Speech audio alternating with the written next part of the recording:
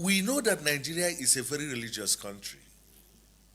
98.7% of the citizens professing either Christianity or Islam, and even those that profess other religions, also try to live by the virtues that are maybe espoused in the Ten Commandments.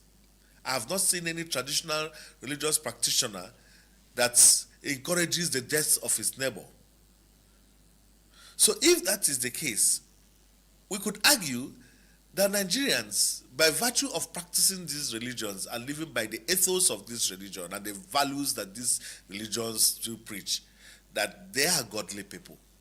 However, my argument is that those who have led us have not consciously imbibed the quality of thinking which is associated with God.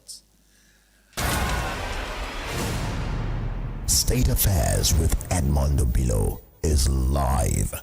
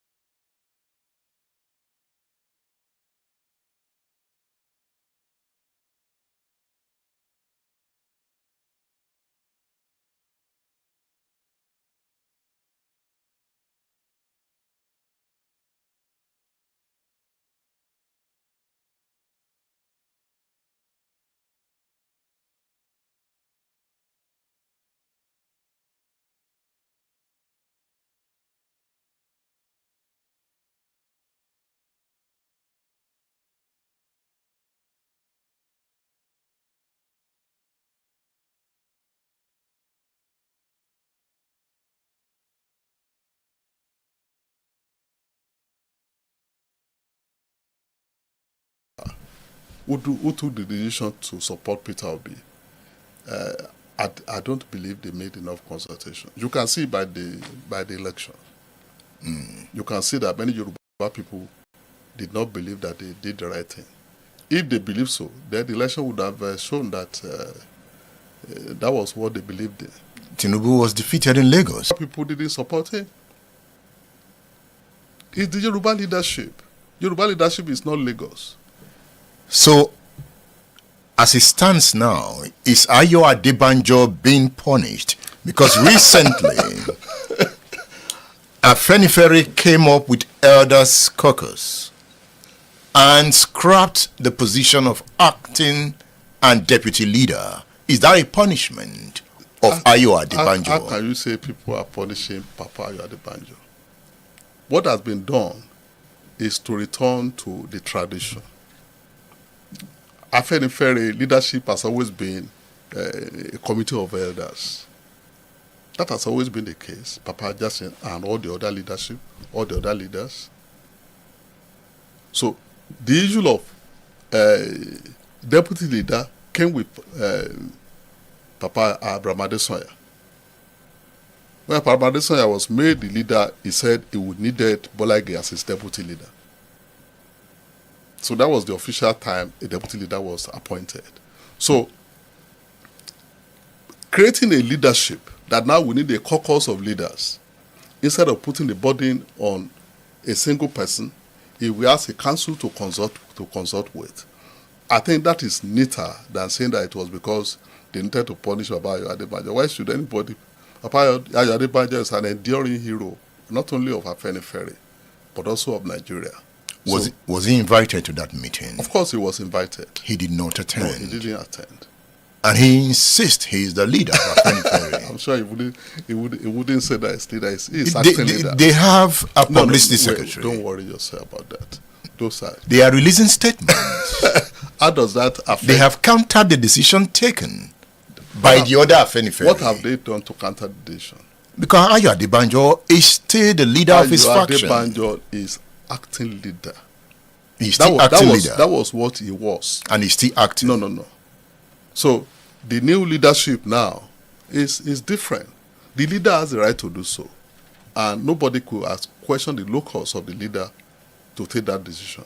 Is Afenifere governed by dictatorship? No, certainly not. But a leader has the right to take certain decisions. That is not dictatorship.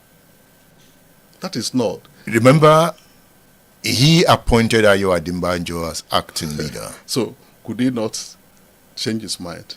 Why did he change his mind? You will need to go to Akure to ask that question. Because he had told Ayo Adebanjo that he could not function again as the leader of Afenifere. No. Let me tell you a story, which is a bit different. King Hussein of Jordan was old. He had cancer. It was apparent that he was going to die. Then the crown prince became almost like the acting king now, and they started taking serious decisions, including removing the friend of the king as the commander of the army. And the king called him on his sick bed and said, "You cannot remove my friend as commander of the army." But the acting king refused. So one day, the king called the national press to his hospital bed and made another pronouncement that he has removed the crown prince. He has now appointed his junior brother as the new crown prince, and he signed the royal decree on his bed. That crown prince, the new crown prince, is now the king of Jordan today. So a leader can change his mind. It is not a matter of punishment. Because they are punishing, how can anybody punish Baba Ayo Adebanjo?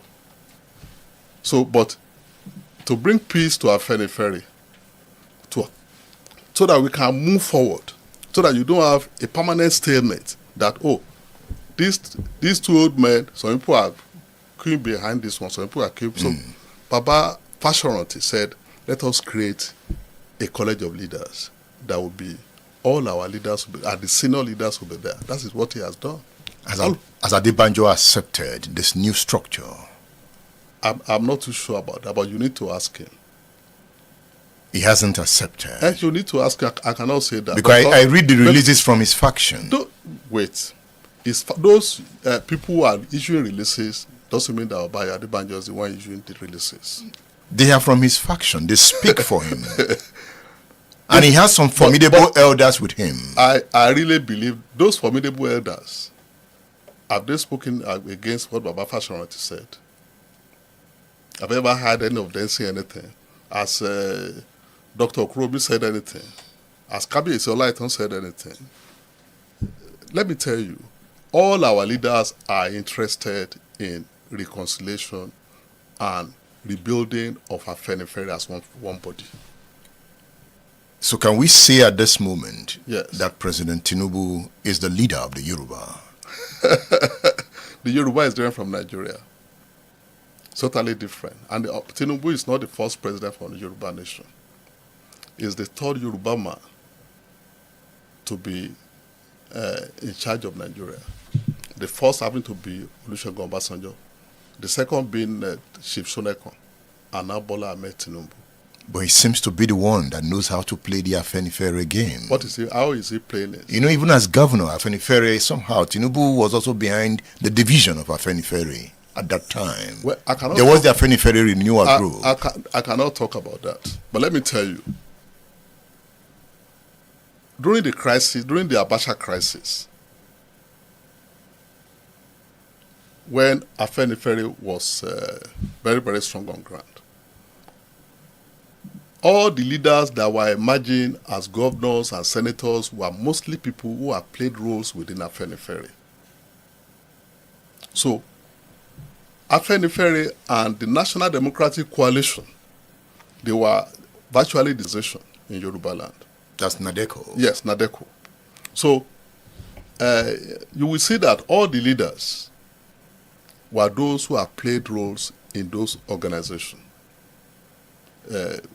Governor Tinubu, Governor Bisi Akonde, Governor Segun Oshoba, Governor Adefarati. They were people who have played roles in both Nadeko and Afenifere. And therefore, their emergence in 1999 was because of those roles. It is not in spite of them. So, Tinubu was a member of Afenifere in those days. And for now, it will not be right to say that it's because of that. You make it appear as if his role as a member was subversive. This role as a member did very well for us in Lagos. That was why the ADU won the election in 1999.